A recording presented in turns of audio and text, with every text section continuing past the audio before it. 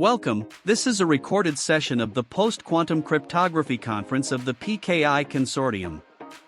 This conference would not have been possible without our sponsors, PQ Shield, SSL.com, Entrust, Keyfactor, HID Global, and the organizational support of the Post-Quantum Cryptography Working Group of the PKI Consortium, and in particular, Entrust, Keyfactor, and Logius.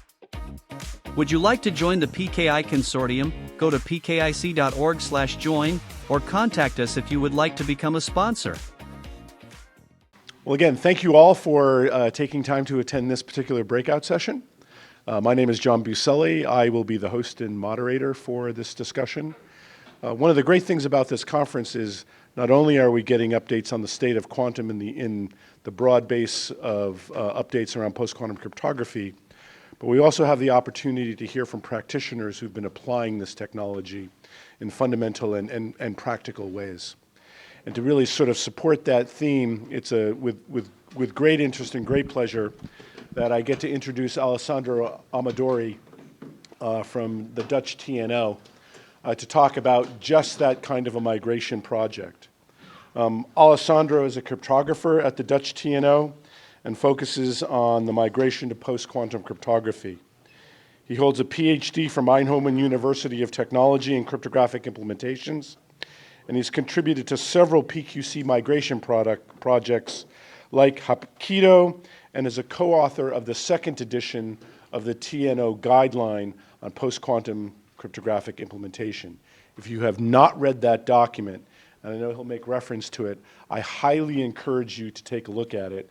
It's one of the better and most recent implementation guidelines on how to actually apply post-quantum cryptography. So without further ado, I'll turn this over to Alessandro, and then we'll convene at the end for questions and answers during the course of this presentation. So without further ado, Alessandro. So PCSI stands for Partnership for Cybersecurity Innovation, which is an initiative in the Netherlands that aims at gathering entities from public and private sector, and periodically they come together, they talk about trends in cybersecurity, and decide if they are if they want to do research on these new trends. And they usually go in cycles, so there is a staged innovation, which is basically a couple of hours of discussing the hot topics. There is an explore phase, which usually lasts 4 months, where the partners investigate what is there and what can be used to achieve the, to do the research. There's a 4 months of a proof of concept where one of the partners does, implements a proof of concept. There's a pilot where the other partners come join and elaborate and expand the proof of concept, and then there is what they call the exploit phase, where they just publish their results and the insights. So for this project, there was they were talking about the impact of PQC in their systems.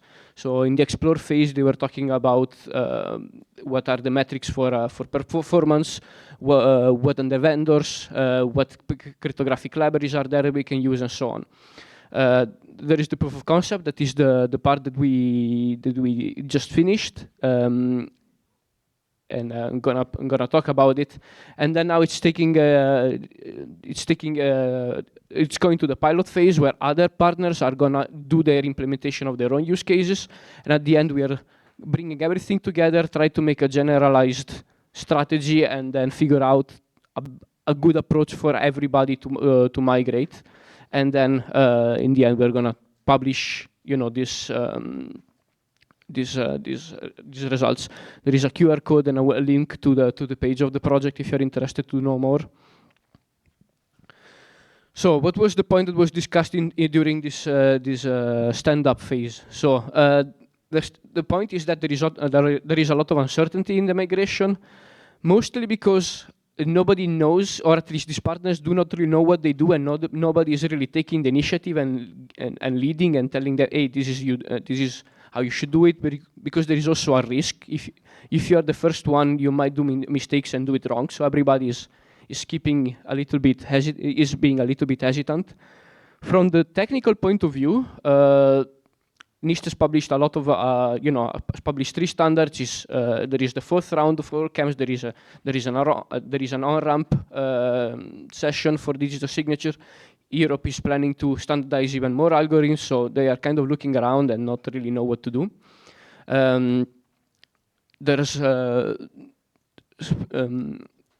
We all know that the implementation of the PQC algorithm is slower, or at least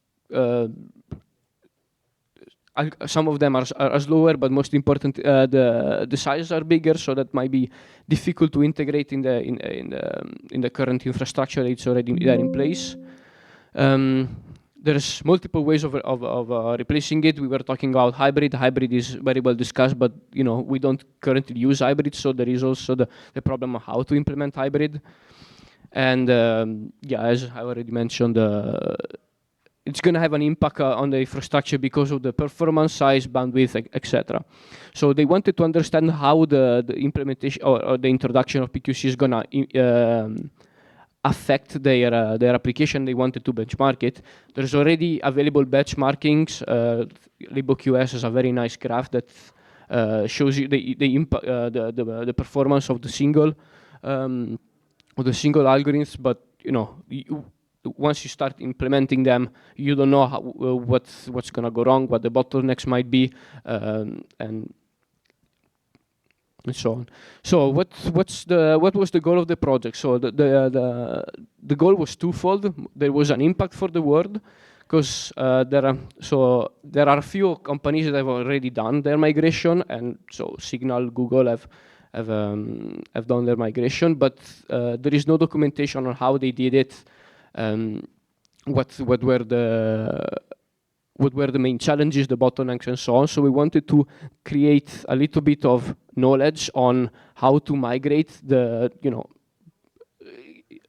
applications in common IT systems, figuring out the train of thought and the decisions on why we opted for one decision rather than the other. And then of course we wanted to test what are the main challenges in migrating. And what was in for the partners? Well, we were gonna aid the partners into migrating, so they didn't have to do them themselves and bootstrap on their own. And so the goal was then we were gonna pick up a system, and we were gonna make choices on that system and document them.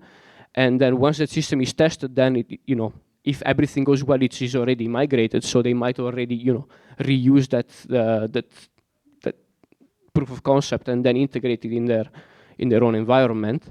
It generates experience for them, so they have an experienced internal team that can aid the other proof of concepts in migrating, so that they don't have to start over and reinvent the wheel. And they can potentially also share their insights with partners of their company. And then also create internal awareness and maybe even some bragging rights, saying, "Oh, we have migrated to PQC. Look at us." So what was decided? So the idea of migrating and benchmarking was that we're going to take a use case from a Dutch bank. I will talk about a little bit later. And the goal was to replace all key exchange algorithms and digital signatures that were currently in place with correspondent post-quantum schemes that were providing the same bit security level. So the decision was for the exchange to test MLChem, FrodoChem, and Classic McAleese, and for the digital signatures MLDSA, FNDSA, the Falcon, and SLHDSA. And then we were gonna try and test different migration approaches. So there was kind of a baseline, which is the current state of the proof of concept of the service. Then we were, the goal was to try and test everything with elliptic curves, then replace all the key exchange mechanism using PQC, or replace all the digital signatures with PQC. Then for both CAMs and NDSA, try to do them in hybrid mode with DCC. So the metrics of the benchmarking were, the usual, the data size and performance. And we were basically document the performance indicators on how the metrics were affected, which systems were gonna be were touched in a sense, which hardware, which platform, which version of the cryptographic library that you were using, and mostly document bottlenecks and lessons learned about the implementation, which is the core of this presentation. So in the proof of concept phase, ABN AMRO proposed a use case, which is their personal communication channel, which is, I think, a patented protocol developed by ABN AMRO, which is meant for undeniable communication and digital signing. And it is a protocol that uses a lot of transactions and key exchange, and allows you to trace transaction and sign documents.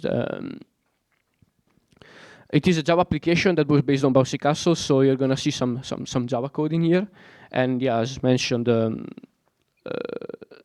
these were the algorithms that were chosen. Oh, I forgot to mention that in bold, this is actually what we were able to test and implement in the 4 months of the proof of concept phase. The rest will come later as the project progresses. So this is more or less what the end result. It was a lot of change in the PCC protocol of ABN AMRO. So some work was done to be able to migrate. So you have 164 files changed. It's slightly less what you see because there is a compiled file. There's compiled classes that were included in the diff, and they affect a little bit the end result. But I wanted to talk to you about a few examples on challenges that we had to overcome for migrating it, and it basically boils down to 2 things. Do not hard code your. But I will get to that later. So maybe it's gonna sound like a triviality, but a crypto agile system would have been easier to migrate. So everything that in the code was hard coded, and we had to replace everything manually. So crypto agility is a thing not to be underestimated. The second part was they were talking about the possibility of introducing a new logic in the protocol. Say, for example, if you want to provide perfect forward secrecy, then you cannot do it with out-of-the-box MLCAN. So it means that you need to re-implement the logic of your connection. This is not something that we did, but this is also an insight that we got. So just do not just use things out of the box and make sensitive choice on what you want to achieve and what you want to provide in terms of security. And then basically ABN AMRO outsourced us their migration. So it took a while to understand this patented technology and the multi-year project. This slide, as I mentioned, it was a Java application, and the security provider library was Bouncy Castle, and Bouncy Castle comes with implemented algorithms in BC, but also uses an imported module which is called BCPQC, and so this slide is mostly if you want to call cryptographic algorithm, you need to know cipher strings, and they were not very easy to find in the documentation. So this is mostly a reference slide to the cipher string that you might want to use if you are planning to import them in Bouncy Castle. So now I'm going to show you a few examples, but it mostly boils down to 2 things. Do not hard code your cryptography or your cryptographic keys in the code, and instead using dynamically allocated variables. And if you're talking about methods that concern cryptographic algorithms, then just level up and use a more abstract approach like abstract classes or interfaces. So, but here, for example, there is a method of getRSA, and it was kind of hard-coded and as a method of the key pair fixtures. So the general approach was to make it agnostic of RSA and just pass RSA as an algorithm string. Here in the dynamic storage, you can see here that every time an RSA instance is called, there was also an initialization of a variable. So instead, you could have made it more dynamic and easy to call using a more dynamic approach in just mapping an algorithm string to the variable. This is also was a work in progress. We had to align this to make it compatible with the code working, but there were methods implemented for encapsulation, decapsulation for every algorithm, and which was kind of a pity because it was like 100 lines of code per file, and the difference was very small. So this is something that this is migrated, but it's not crypto agile. So it is probably better to use an interface to implement this method, so that we can just pass an algorithm identifier, and then the rest comes by itself. This is an example of interoperability. So this protocol was making calls to a database, and the database was assuming cryptographic keys to be in a certain form, or in particular to be RSA keys. So the solution that my colleagues found was working with annotations in Java, and that was helping them solve the problem. And then in the end, tests also need to be migrated. So you need to make sure that tests are also agnostic of the cryptographic algorithms that you are using. And so yeah, basically boils down to do not hard code and use higher abstraction when you want to implement your cryptography. That really helps with the crypto agility. So now there are a few things that we learned from just working at the project, not only on the technical part. So the migration was delegated to us, but overall, in general, we do not recommend delegating your PQC migrations, mostly because, well, for us getting access to the code took a lot of time. So there was a period of 4 months, and half of the time we're just trying to make arrangements on how to get to the code. The code will break, absolutely, especially if you delegate it to people that do not know how the code was designed. The code will break. There is a big number of dependencies, especially if it's a big project. I also forgot to mention that the code, it was also not to bash on anybody. The code that we got provided was actually pretty high level, was good quality code. So you can only imagine what can go wrong if the normal coding procedures are not enforced. And yeah, most important, you will not learn from the project. You will just delegating it, and in case you have to do it again, you have to come back to the experts and ask them to do it again, and basically will not generate knowledge for you to develop. So what we do recommend instead is to involve PQC experts for support, so at least they can guide you in your migration. Yeah, ensure good code practices. Yeah, because this was already pretty challenging, and the code was good. So make sure that you enforce good code practices. And then involve both software developer and architects, because the dependencies will be challenging to tackle, because you will implement one thing and then a dependency will break, and you're gonna go back and forth into trying to fix that code. And then when dealing with products that require interoperability, so say you're using a vendor to provide, I don't know, provide you VPNs or HSMs, then you need to know who to contact to. So the PQC capability matrix that was showcased by this morning, developed by the PKI consortium, is an excellent place to start. It was recently updated, I believe, but it's good to have a catalog of who the vendors are, what they provide, and some more information on what they can deliver. And if you already have a close contacts with your providers, we can't stress enough to ask if they provide PQC and help them integrate PQC into your product, and if they don't, start demanding it. And as a last thing, we have noticed that there are very aware and enthusiastic engineers that really want to migrate, but management is always hesitant. So instead of panicking them out with, we need to migrate our entire infrastructure, we recommend start slow, ask for a proof of concept. They are usually more willing to allocate some budget into migrating a small proof of concept. And so at least that's already starts generating knowledge, snowballs, awareness within your organization, and can be a good thing for marketing to say, oh, we already started securing the future.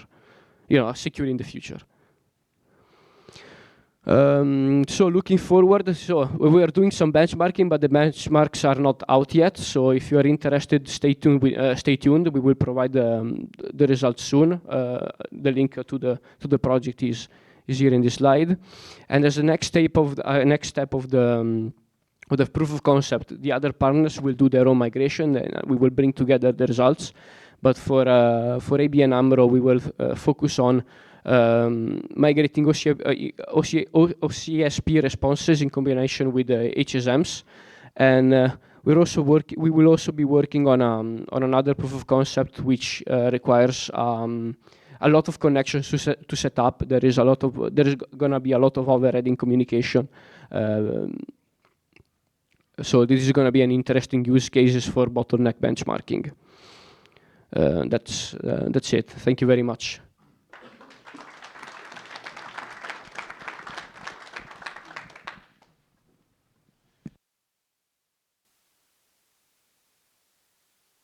Alessandro, quite a lot of information in a short amount of time. We do have some time for questions. I first want to ask if there are any questions in the audience. Anyone's care to step up to the mic?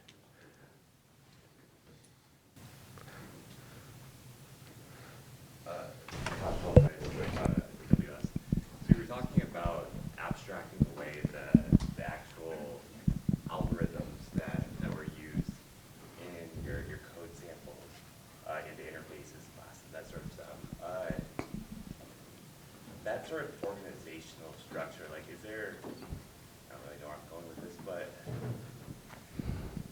any suggestions around how to do that organization? We've done things that's very hard-coded, like you've said. Love to know more about that aspect of it, recommendations around that. So I was not really involved with this, so when I was talking to developers, I said that it just helps with, you can actually, you can do that. You can just, hard code your PQC algorithm themselves, but it's not gonna be really helpful for the crypto agility part. So what they were recommending is just make for cryptographic algorithms, make an interface with just some methods, and these methods are just gonna be defined when you call a class. So it can be, oh, I need to have an encryption procedure. I'm gonna provide an RSA string to the algorithm, and then it's when you do an encryption procedure, then it's gonna use the RSA as an algorithm, but you don't need to implement another procedure for MLChem, for example. So you can just use the same method, provide a string, use this more abstract approach to implement these functionalities. If you want to, if you want more details, I can put you in contact with the developer of this, the guy that actually worked on. Okay, yeah, that'd be great. Yeah, because he definitely has more insights on this. Okay, perfect, thank you. I believe we have a remote question. Chris, do you want to ask? Yeah, a couple of questions that have come in remote. Let me start with this one though. Thinking one step ahead, talk a little bit more about how you're planning to manage deprecation of algorithms in the future. Again, sorry? I'm sorry. Try to get a little close. Thinking a little further ahead, talk a little bit more about how you're planning to manage the deprecation of algorithms or changes of algorithms in the future. So the idea was not completely removing the classical part, because it's still gonna, especially if you want to go in hybrid. Actually, we did not test hybrid here, so we do not have insights on how to implement hybrid in a crypto agile way. But if you're planning to use hybrid, then you don't want to get rid of the classical algorithms themselves, and just, I would say, instead of focusing on the deprecated part, I would just focus on making it crypto agile and implement hybrid and make sure that you manage to how to say it. Focus on hybrid and crypto agility, and not so much on the deprecation of the algorithms, because you're gonna use them anyway in a hybrid way. We have another question from the audience. Thank you for the interesting talk. My question was, you said hybrids. Did you implement them? No, not No. yet. So that So was not yet. in the slide where with the PQC details and in bold, we only replace the CAMs. Okay. We're also planning to do it for the digital signatures, and then doing hybrid. We do not have insights on how to do it in hybrid mode yet. Okay, thank you. Sorry. Chris, another question? Another one that's come in. Were there any problems observed where the size of the columns in which the original key was stored wasn't sufficient to hold the post-quantum/hybrid keys? That's a technical question. I have to hook you up with the developer of this. But we'll get in contact for sure. Question, please. So I guess, how long did it take to make a migration for a small application like this? I'm thinking maybe this bank have probably 1,000 applications like this. So good question. So most of the overhead actually was getting the code. I think that they mentioned they were working with a team of 2-3, almost full time, and it took a couple of weeks, like 3-4 weeks, to be able to do the entire. And it was kind of more challenging because they did not have really access to the software architect, so they didn't really know. Okay, if I change this, what is gonna break? So it's one of the recommendations that we have is involve your architect. It might take even faster if you involve them. For that, it took 3-4 weeks to be able to migrate. Thanks. Chris, any more remote questions? One more, and in the interest of time, I think hopefully this is a quick answer. Did you have to do anything, or was there any considerations you had to take into account for MLDSA or SLHDSA around forward security or forward secrecy? So forward security, it's mostly for CAMs, if I'm not wrong.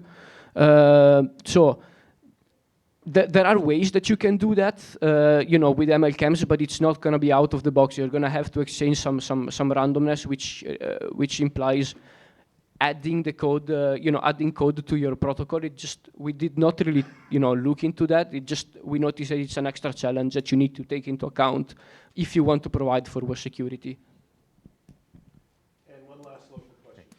I think this question relates to the deprecation question, and my question also depends on the type of application that it is. But my question would be, how would you deal with stuff that's created before your migration? Like, say you sign something, did you have to deal with the transition to suddenly a new algorithm? Then your data will become sort of newly signed or encrypted with the PQC stuff. So how do you deal with the transition there? That is a very good question. So we are looking at it also from other projects, and we are trying to come up with a migration strategy to do that. But it really depends on the kind of product that you want to give. So we were looking into migration for PKI, and it's mostly trying to figure out which element should be migrated first in order to accommodate the next one. So it is. At the moment, we don't have concrete insight. It just goes on looking at the specific use case in itself. Well, that brings us to the top of the hour. Alessandro, thank you very much. A lot of information in a short amount of time. By all means, do take advantage of the breaks to ask more questions of Alessandro during the course of the event. We are going to take maybe a short break. We're going to kick up our next meeting if you want to wait a minute or so. And again, thank you very much, Alessandro. We appreciate it.